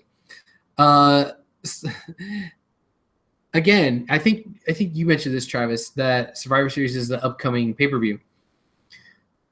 How would you guys feel if Styles wins and have a reunion with the club at Survivor Series? We said that. We've had that conversation before. The club against the Shield. Yeah. We're down for it. Yeah. All right. And then do you see AJ Styles having more attention if WWE buys the TNA library and adds it to the network? Transition? Oh my God, that's a transition. Bound for funding. Who saw that pay-per-view last Sunday? Bound for GoFundMe. Go fund yourself. Half of the people that were posting reactions on Facebook and Twitter and on wrestling sites, message boards, admitted that they watched this pay-per-view just to see if Vince McMahon or Triple H or somebody with power or the anonymous tipster or Hogan, somebody that was going to buy the company. They wanted to see either the end or a new beginning. It was Trump. No, fuck. No. How do you tell Trump he wants? You ask him to buy some TNA. Ivanka, you're in charge. This Brooke Hogan all over again. God damn it. In 10 seconds or less, describe the decay against the Broken Hardys in the Great War. I give up. Did you watch that? No, I got something else for you. And asterisk, I know I'm the minority in this whole goddamn delete thing. When the hell? Shut up, stop. When the hell did TNA become Shikara? That's what that match was. That's what that whole thing was that I was watching. Fireballs and pickups. Like, it was just ridiculous. Vanguard won with the money shot on Rosemary. Ka-chow! No, it was Booyah. Whatever. So this was another thing that they did at Bound for Glory. This wasn't the last thing. No, this is Bound for Glory. This was a tag team match for the titles. And this was in the arena. It wasn't at the battlefield. Well, it started in the parking lot of Universal Studios. No, it started in the ring, but then they started brawling, and they I guess like filmed like different things, but it was all over the parking lot and down the fucking highway. Shit. Down the highway. Yeah. In a pickup truck. Yeah. Yeah, it was Abyss and Matt Hardy in the back of a pickup truck, and they were actually fighting while the thing was moving. And, yeah. Didn't they do that on WCW Uncensored? Yeah, it was Dustin Reynolds against somebody. I forget. Yeah. I couldn't stop laughing though. Like it entertained me, even though entertain me, right? Yeah. Even though the ending was just fucking bonkers, but okay. Yeah, and so sure enough, TNA, they aired the show. I said it wasn't gonna go. You guys reluctantly wanted to say it was gonna go, and it went. And they did tapings last night and Monday. Apparently the rumors are still abound that WWE wants the tape library, but Dixie Carter's hesitant because WWE will only buy the library under a no-compete clause, and they want to keep going. Well, Dixie and Billy Corgan want to keep going. So I don't know how they scrunched up the money to get this going. I would think it's just a Band-Aid. Whatever they did, I don't think it's a permanent fix. And there was a news article that came out that she did, in fact, have a meeting with all the wrestlers. And apparently she said, y'all can ask questions with that and don't worry about any retaliation. Like you're already putting them on blast for trying to ask questions. But yeah, because I'm sure they want to know, hey, do I have a job? What's going on? And here's the thing. When you have a situation like this, and you have to get to the point where you have to have a meeting to assure your employees that everything's fine, you're not fine. If you're getting to the point where you can't pay said employees, there's an issue. Yeah. And an employer or a promoter, whatever the case may be, they're never, ever going to say, yes, we have a problem. Yes, you want to look. Here's what's going to happen. Well, they're going to jump ship. They're going to say, fuck, I'm out of here. I'm not gonna. So, of course, until those doors shut and lock, she's going to say, we're fine. It'll be okay, darling. Yeah, it's just going to be another day at the office for her. She's not gonna say that there's any issues or anything like that. I think she told him in the meeting there was never any chance of Bound for Glory not being aired, and come on. Everyone is talking about this, on social media and everywhere. If you go click on any article that is posted by Impact or from sites about Impact, all the comments are about being bought out or where's Vince and this and that and all. Nothing there's no follow-up conversation about what the article is about. It's always going straight to get enough already. Somebody put a bullet in it. Yeah. I'm at the point where the last couple of years we haven't been invested in this company at all. Us personally, right? Because we don't cover it. I mean, just bottom line. Even if someone blank check and they're able to keep it going, would you still want to keep it as TNA or Impact or TNA or anything? Corgan wants to change it. Exactly. Yeah. There was a part of these rumors was. However, this is going to, and that's another situation because there's so many ownership legalities in this whole. That's how fucked up TNA is. They don't even have the right owner. Even the ownerships were screwed. What some of the rumors are is Vince will get the film library. That's all he wants. He can care less about whatever else is going on. He just wants the library for the footage for the half the roster he has on his freaking whatever. So there's that, and Corgan just wants.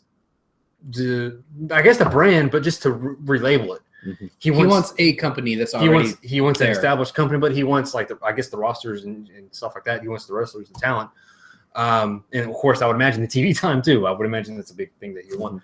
But yeah, like you were saying, he just wants to, and I think it's the best thing to do. There's such a stigma around TNA that it's even if you start up and say, okay, TNA brand new under new management and all this other, are you still going to watch? Maybe, just to see what's different. But would it be a 3-sided ring? A 1-sided ring? No, it was kayfabe news. no sided ring. Yeah, no ropes or something like that. I can't remember what it is. But I mean, that's what I'm saying. Like, would you even care if they got a new owner at this point and continue TNA, or would you rather see a break and maybe in a few months we see like a new rebranding of the whole thing, whole kit and caboodle, just refreshed? This is a part where hindsight is very 2020.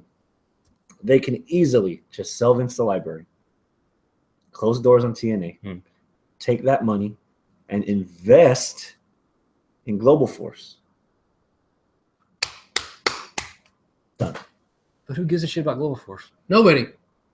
I forgot about Global Force for like a year. Because Corgan wants to rename the brand. They tried already. That's how they came up with Impact Wrestling instead of TNA. Right. So, but they were half-assed about it because everybody still calls it TNA. It still shows up as on the TV guide as TNA. Yeah. It says Impact Wrestling on some shit. Some shit says TNA. They fucking, it's like Houston Wrestling Radio and HWR Network because we're kind of both. But I don't know. It's not really going to work if they're trying to make it where they're not going to just do their own thing. And I agree with you. They should just take the money, and with that money, they could just invest maybe in their own, not even give the money to Jarrett. Get in bed with fucking Jarrett, man. Just make your own company. Or give life to the little indie fed that Corrigan used to run down in Chicago. Oh, yeah. Didn't he run that into the ground, though? I guess I don't know. I don't really know. It failed. That's why it's not around. He failed. Like it's not a thing anymore. So that's one thing that people, I know a lot of people are really saying, just give TNA to Corgan. He'll take. He had a company. He had a company and he failed. Why did it fail? Like what's the story behind that? Why it failed? I mean, it's just apparently he didn't do a good job. I don't know. No. All right, tell me this. Bobby Lashley. Yeah. Successfully defends against Ethan Carter III at Bound for Glory. Okay. The next night, TNA tapings. Nobody gives a shit because they only watch TNA. So I'm gonna spoilers. 3, 2, 1. Lashley loses the title. Okay. To Eddie Edwards. Okay. What do you think about that? Now I'm confused though. I thought Aaron Rex was the title holder. The grand champion. Okay, not the heavyweight champion. The fuck? I thought that what? I thought that was the heavyweight. No. What title is this? The grand champion that Aaron Rex has is where it's the MMA rules. The 5 minute rounds, 3 rounds. That's the one that Drew Galloway was going to win, but he got injured. And so Aaron Rex took his place. Well, see, I thought Lashley had like all the fucking belts, then he just consolidated them all into that grand championship. No, he wasn't allowed to do it. Like, so Billy Corgan stripped him of all the belts but the TNA title. They killed the Legends TV, whatever that other belt was, and they had a tournament for the X Division one, which DJZ has, and they wound up creating the Grand Championship with all these rules. And I can see your hairlines continuing to fade. What do you think about this? Yes. You asked. Yeah, I did. That's on me. That's TNA Impact in a nutshell. Okay. So, but Eddie Edwards though, it's just random. Yeah. And plus, he was going after. Because here's the thing, Eddie Edwards. They postponed the X Division match, and they had Eddie Edwards in replacing Drew Galloway for the Grand Championship at Bound for Glory. So Bound for Glory was Eddie Edwards against Aaron Rex. That's where it was. Yeah. And so Eddie Edwards loses, but then somehow the next night, not only does he get a title shot, he wins the title. Right. Yeah. That's TNA. That's Impact. That's the stigma that it has, that you already have the reactions that you do. So just kill it. Start from scratch or just get out of the wrestling business. Dude, if Vince McMahon made an effort to bring Eric Bischoff on the purchase of WCW, dude, for all of her faults, Dixie is a fucking promoter, dude. She's been on Facebook and Twitter and all this stuff for years, trying her damnedest, even though she might have been the only one to put over that brand. Imagine having somebody like Dixie Carter somewhere on your WWE payroll. She don't even have to be on camera. You don't have to have her on camera. Just put her somewhere in the back in the advertising department or digital or something. And dude, for all her faults, she at least has something that she brings to the table. And just like Paul Heyman's stubbornness, it's her stubbornness that's kept this company afloat 5 years since the Suicide Watch. If only Paul Heyman had rich parents. If only. And don't ever compare Dixie to Paul Heyman. I was going to say Eric Bischoff. Either one. Okay. Both. Don't compare her with any. Don't put her name in that conversation at all.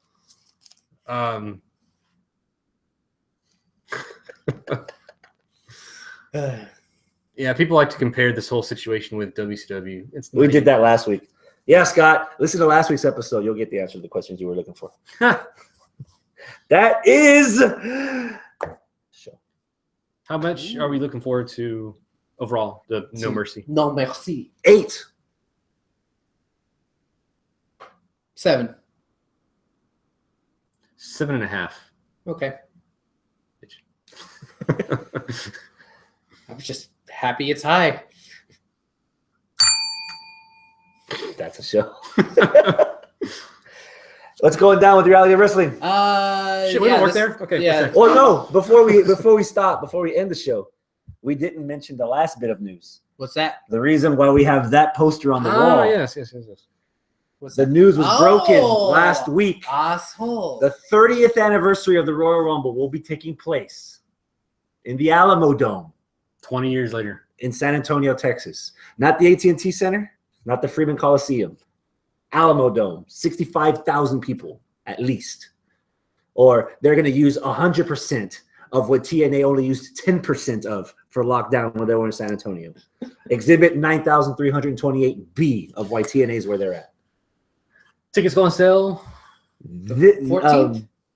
Friday, October 14th. The pre-sale might be around Wednesday through WWE.com. Just if you stalk their Twitter feed or Facebook feed, you'll find the link. News sites will have the link everywhere. Cheap seats start at $25 plus tax, so plus Ticketmaster fee is about $140 for cheap seats. Yeah, I'm 1,000% going. Okay. Yeah, Travis. I want 98%. Ooh, maybe about 50%. All right, take that. That's puncher's chance. Yeah, it's gonna be fun. Mm-hmm. Looking forward to it.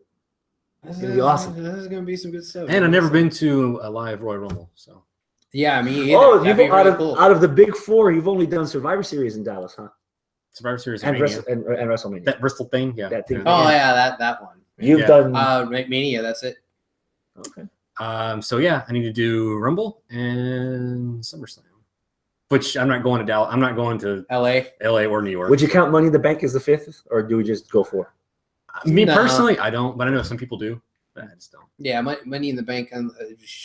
Give it another 10 years, and if it's as big or bigger than Survivor Series, although for a while I was considering King of the Ring as the 5th one. Yeah, and but that fell off. But you can say Money in the Bank replaced it. So yeah, I see people saying that as the 5th one. But. Especially if they're going to continue to make that co-branded, then maybe you could put that in the argument there in the conversation. But I don't know. We'll see how it goes this year with it. I'm just missing SummerSlam. Brand split. Yeah, I'm just missing SummerSlam. I've done 6 WrestleManias. The one Survivor Series in Dallas.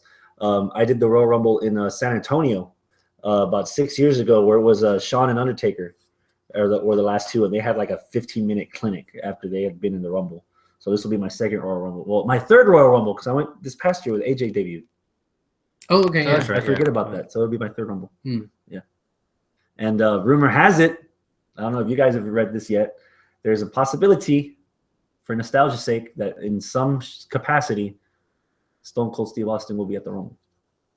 Well, the WWE event in Texas, big surprise. Well, last time the Royal Rumble was there, it was 97, Stone Cold. In the Alamo Dome. Last time it was in the Alamo Dome. Stone Cold. Yeah. Getting back to ROW and all that, there was an interesting thing that happened with our friend Brennan Williams. He apparently had his debut NXT match at a NXT house show last week, I believe it was. Yeah, it was a Rumble. Yeah, like a battle royal. Like a battle royal type match, and it was pretty funny because there was pictures that were posted, and people were like, "Oh, this is awesome!" Retweets all over the place, whatever, this and that, and then the GIF that I had from ROW from back in February, where he was in a battle royal with him, just laying this guy out over the going over the top rope with a clothesline. People started retweeting that as though that was part of NXT. So yeah, it was pretty funny. I had to go on there. It was like, LOL, that moment when people don't realize that this is from February at ROW. But still, that's not even the biggest part of the week. To hell with the Rumble. Oh. He's a dad again. Yeah, he has his second child already now, born this past week. Yeah, so congratulations. Two-time dad. Yeah, so congratulations, Brennan. That's awesome. So yes, ROW. Put a cap on it from now on. ROW is this weekend. We're gonna have a rematch for the tag team championship. It's gonna be Ryan Davidson and Alex Reigns. They're collectively known as Death Bear now, and they're going to be fighting a rematch again with The Cool in a cage this time. So who's The Cool? That's Kiefer Black and Bartek. Ask a stupid question. Yeah, like, if you guys haven't been going or haven't been watching for the last year, you don't know who they are. But the show that's like 20 minutes away and it's aired on television on Sunday. Yeah, we haven't watched it. Yeah, you guys are terrible. But so no, the guy that felt that couldn't catch up on Raw. Yeah, I know. The first time in what, like 3 years? Come on now. But yeah, that's it, man. That's a show. Yeah, so come on out to ROW this weekend, and we'll I might be able to see you there. Come up, tell me hi. Let's see. Yeah, I guess that's right. That is a show. Thanks so much for tuning in. Find us on Facebook, Twitter, all that good stuff. If you watch us live on the YouTube, thank you so much. Tell your other friends to do so as well every Wednesday night, 8 p.m. Central. Ish, right? Central-ish. So yeah, there we go. Adios, my friends. Keep it classy. Oh, yeah. Dig it. Oh, Lord. Yeah, there you go. Cock that shit to the side, baby. Oh. Can you handle it? I know when the highlight gleam. Please stop this. Please hit stop.